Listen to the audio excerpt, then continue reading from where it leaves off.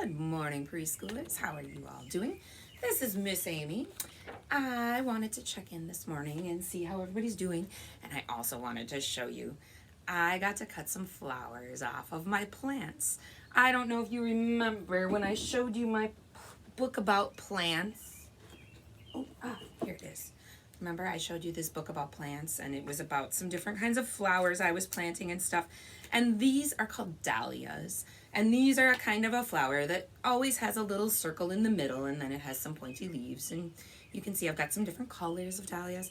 And you can see that these are my old dahlias. You can tell they're old because they're turning kind of brown and crunchy.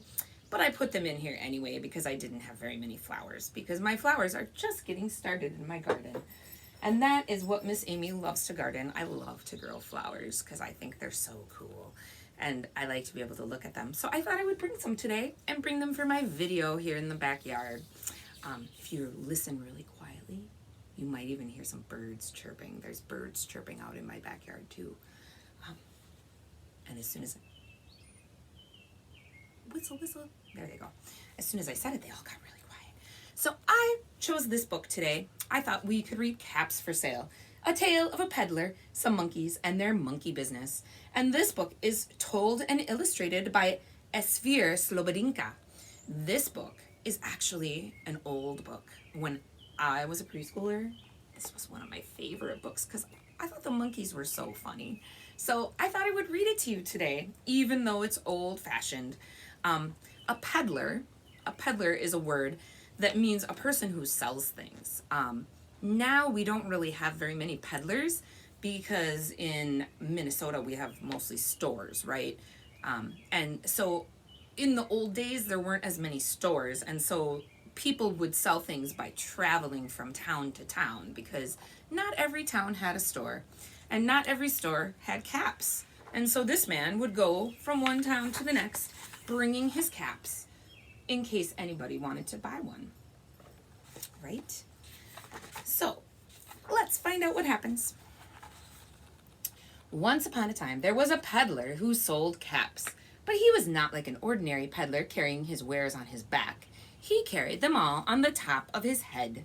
First he had on his own checkered cap, then some gray caps, then a bunch of brown caps, then a bunch of blue caps, and on the very top a bunch of red caps.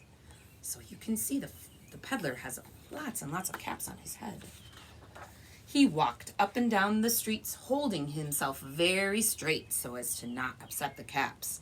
As he went along, he called, "Caps, caps for sale, 50 cents a cap." So this man, he holds his back really straight and walks very carefully so none of the hats fall down. And he calls out to the people to see if they want to buy a hat. They can come outside. One morning, the man couldn't sell any caps. He walked up the street and he walked down the street calling, "Caps, caps for sale, 50 cents a cap." But nobody wanted any caps that morning. Nobody wanted even a red cap. He began to feel very hungry, but he had no money for lunch. "I think I'll go for a walk in the country," thought he, and he walked out of town slowly, slowly, so as to not upset the caps. There he goes, down the road. He's going out of town where there are fewer buildings. He walked for a long time until he came to a great big tree. "That's a nice place for a rest," thought he. And he sat down very slowly under the tree, and he leaned back little by little against the tree trunk so as to not disturb his caps on his head. And then he put up his hand to feel if they were straight. First his own checkered cap, then the gray cap, then the brown caps, then the blue caps, and the red caps on the very top. Do you think you could take a nap with that many caps on your head, preschoolers? I don't think that I could, because when I fall asleep, sometimes I move. Oh, there's the sun. It looks like a very sunshiny and warm day.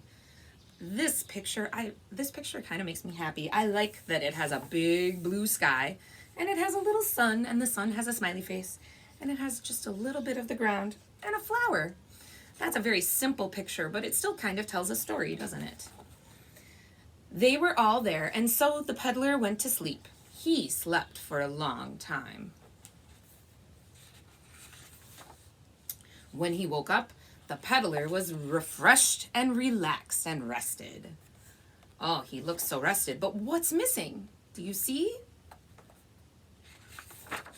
But before he stood up, the peddler felt with his hand to make sure that his caps were all in the right place. And all he felt was his own checkered cap. Now he only has one cap on his head. He looked to the right of him. No caps. He looked to the left of him. No caps. He looked in back of him. No caps. He looked behind the tree. No caps. Do you think he moved and the caps all fell down? Where did they go, preschoolers? Then he looked up into the tree, and what do you think he saw? On every branch there was a monkey. On every monkey was a gray, a brown, a blue, or a red cap. Look at all those monkeys, preschoolers. Wow, we could even count the monkeys and find out how many caps and how many monkeys there are. It looks like it's the same number, isn't it? The peddler looked at the monkeys. The monkeys looked at the peddler. He didn't know what to do. What could he do? Finally, he spoke to them. Right? If you didn't know what to do, I mean, he can't take the caps back. The monkeys are all too high in the tree. And those aren't his monkeys, so he doesn't know if they even listen to words. So he's going to find out, isn't he? You monkeys, you, he said, shaking his finger at them. You give me back my caps. He's shaking his finger at them. But the monkeys only shook their fingers back at him and said, "Tee, tee, tee, tee, tee." So the monkeys did what the peddler did. This made the peddler angry, and he shook both of his hands while he talked. He said, "You monkeys, you give me back my caps." But the monkeys only shook both their hands back at him and said, "Tee, tee, tee, tee, tee." Now the peddler felt quite angry. I think he's getting frustrated, isn't he, preschoolers? Probably more than angry, he's probably more frustrated. He stomped his foot and he said, "You monkeys, you better give me back my caps." But the monkeys only stomped their feet back at him and said, "Tee, tee, tee." By this time, the peddler was really very, very angry. What I would say, preschoolers, if I was writing this book, is I would say that the peddler is losing his temper. Do you know what that means? The expression losing your temper, that means that your frustration is building to such a strong feeling that it's very hard for you to control your emotions, right? And so the peddler is starting to lose control of his emotions. He stomped both his feet and shouted, "You monkeys, you must give me back my caps." But the monkeys only stomped both of their feet back at him and said, "Tee, tee, tee, tee." That's what monkeys say, right? At last, the peddler became so angry that he pulled off his own cap, threw it on the ground, and began to walk away.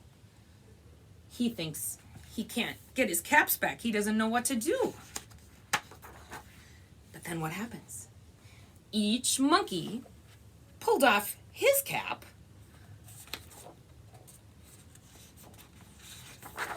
and all the gray caps and all the brown caps and all the blue caps and all the red caps came flying down out of the tree.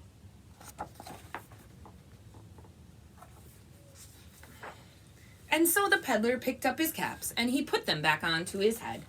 First his own checkered cap, then the gray caps, then all the brown caps, then the blue caps, and last the red caps on the very, very top. And slowly, slowly he walked back to town calling, "Caps, caps for sale, 50 cents a cap." And now preschoolers over here, this is kind of an old-fashioned thing that they used to do in books.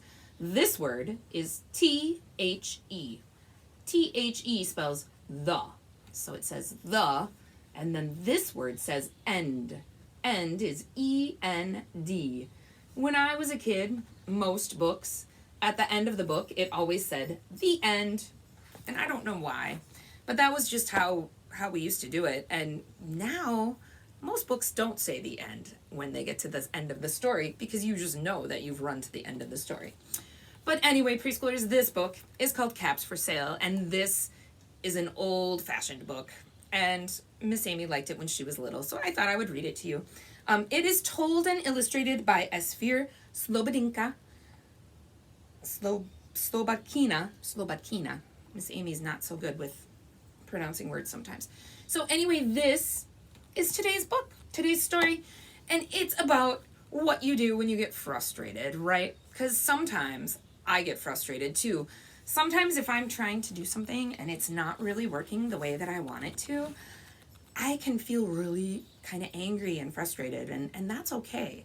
And when that happens to me, what I like to do is I like to think about the fact that me being frustrated doesn't mean that I need to treat people unkindly. And then I like to take a deep breath. And a lot of times if you feel really frustrated and you take 3 snake breaths, it can help your body calm down, right? You can make your big snake breath. Do you remember how it works? Take your arms and go way up high in a big circle.